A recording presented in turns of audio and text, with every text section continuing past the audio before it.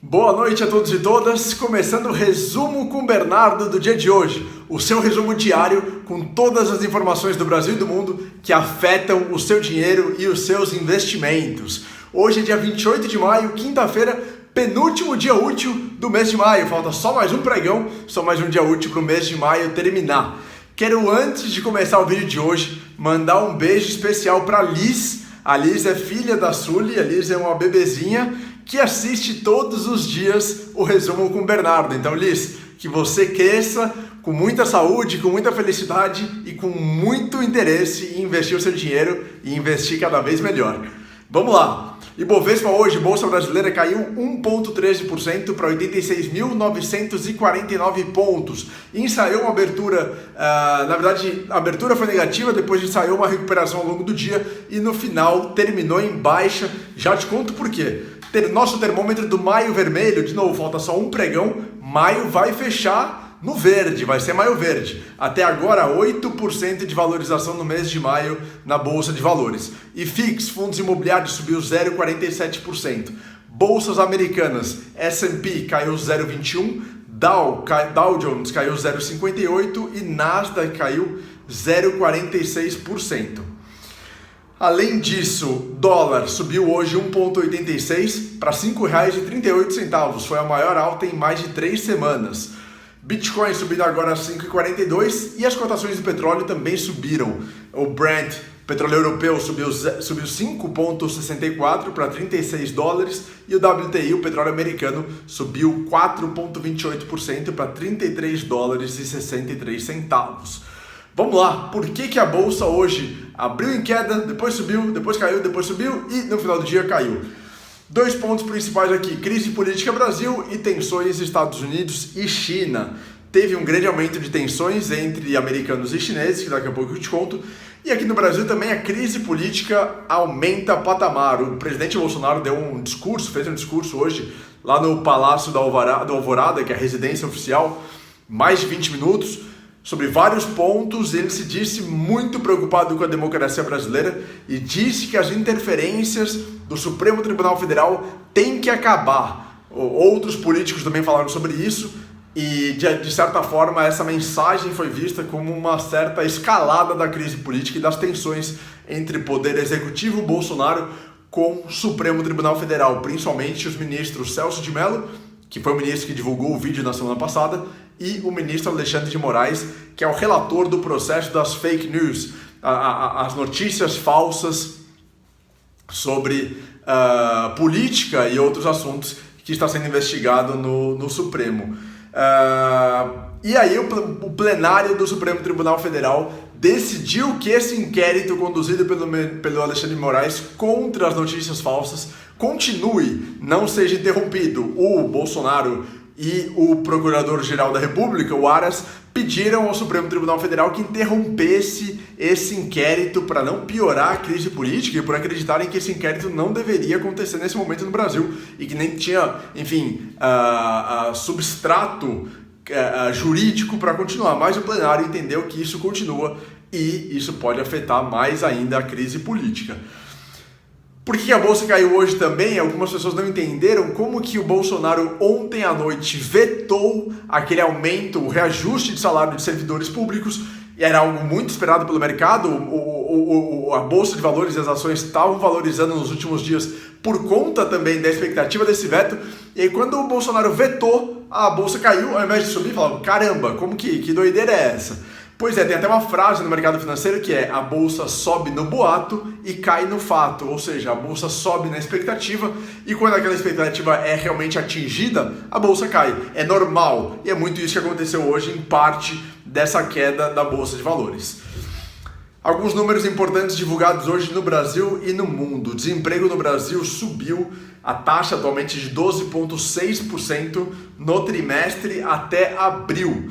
Então, pegando um pouquinho depois do fechamento do primeiro trimestre, e aí a preocupação é que esse número aumente cada vez mais. Tem alguns bancos e analistas dizendo que a taxa de desemprego no Brasil poderia chegar a 20%. Nos Estados Unidos, a taxa já está acima de 25%. Um volume gigantesco de pessoas, infelizmente, desempregadas e sem qualquer tipo de remuneração. China versus Estados Unidos, vamos lá, o que está acontecendo? Por que hoje teve mais uma escalada de tensões? Bom, falei no vídeo de ontem que a China aprovou uma nova lei de segurança em Hong Kong. A Hong Kong era um protetorado inglês, né, até 1980, passou para o domínio chinês, mas com um acordo de que a China garantisse autonomia para Hong Kong. E essa nova lei de segurança da China tira, de certa forma, a autonomia de Hong Kong. E Hong Kong é um centro empresarial, um centro financeiro muito, muito importante. Tem isenções de tributo, tem incentivos econômicos e comerciais, tem, enfim, vários pacotes de ajuda dos Estados Unidos e da Europa para negociações. Com a China fazendo isso, todos esses países do Ocidente, principalmente Estados Unidos, Europa e Austrália, estão revisando os seus acordos comerciais e dizendo que vão tirar todos os benefícios que Hong Kong tem. Isso pode ser muito ruim para a região, ruim para a Bolsa de Valores de lá, ruim para as empresas internacionais que atuam em Hong Kong, que têm sede em Hong Kong ou escritórios. Isso pode ser muito, muito ruim. Por isso que teve uma escalada de tensão da noite de ontem para hoje. E aí o Trump, presidente americano, resolveu fazer amanhã, na sexta-feira, uma coletiva de imprensa para dizer o que ele vai fazer afinal com a China. Quais que vão ser eventualmente sanções, escaladas de tensão, o que ele vai fazer, qual que é a visão dele sobre tudo o que está acontecendo. Sem isso ele ficar tweetando, ele vai fazer uma coletiva de imprensa e essa coletiva está sendo aguardada como algo, enfim, que pode escalar ainda mais toda essa tensão, toda essa preocupação. Falando ainda dos Estados Unidos, dois números importantes aqui. Primeiro, pedidos de seguro-desemprego, de auxílio-desemprego. Na semana passada foram 2,12 milhões de pedidos de desemprego. É a 10ª semana seguida de pedidos acima da casa de 2 milhões. Muita gente pedindo auxílio-desemprego. Mas caiu. Na semana retrasada tinha sido de 2,44 milhões. Então eles têm caído semana por semana, mas no total já são mais de 40 milhões de americanos que pediram auxílio-desemprego desde que a crise começou. Isso é um número gigantesco. Desde 1929 não se via um número tão alto de pedidos de emprego ou de desempregados nos Estados Unidos. Segundo número importante, o PIB dos Estados Unidos foi divulgado hoje do primeiro trimestre, anualizando, seria uma queda, anualizando, ou seja, projetando para o ano inteiro, o que foi visto no primeiro trimestre, seria uma queda no ano de 5% do PIB americano, uma queda gigantesca para a maior economia do mundo. E essa queda foi maior do que o recuo que era projetado pela Bloomberg, era projetado um recuo de 4,8%. É simplesmente o pior desempenho da economia americana desde a grande crise de 2008, da crise financeira, e a primeira queda do PIB desde o recuo de 1,1% no primeiro trimestre de 2014. Ou seja, desde 2008, pior crise econômica, desde 2014, pior trimestre de crescimento dos Estados Unidos. Números ruins e preocupantes. Por falar, continuando a falar sobre os Estados Unidos, o Trump prometeu ontem, eu contei para você, que ele está querendo criar uma nova lei ou criar algumas regras para tirar alguns benefícios das empresas de redes sociais e de tecnologia. Por quê? Porque o Twitter, há 2 dias, marcou um comentário, um tweet do Trump, olha, tudo errado aqui, marcou um tweet do Trump de suspeito ou duvidoso, que as pessoas deveriam buscar mais informações. Com isso ele ficou pé da vida, ficou louco, enfurecido, e aí criou uma ordem executiva que basicamente retira alguns privilégios e algumas proteções das redes sociais, de acordo com uma nova interpretação legal.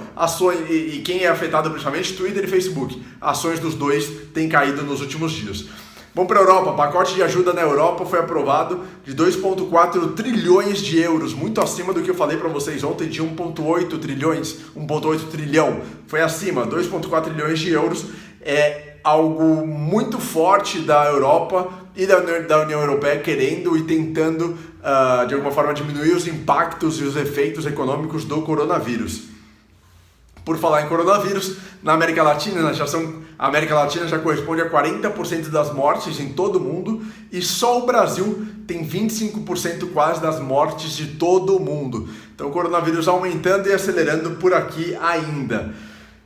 E também nessa área de coronavírus, o prefeito Bruno Covas voltou atrás. Sim, porque ontem o João Dória, governador, e o Bruno Covas tinham divulgado aquele planejamento de a reabertura da economia do estado de São Paulo e todo mundo achou muito estranho, porque a cidade de São Paulo pode ser reaberta, só que todos os municípios em volta da cidade de São Paulo estão fechados ainda.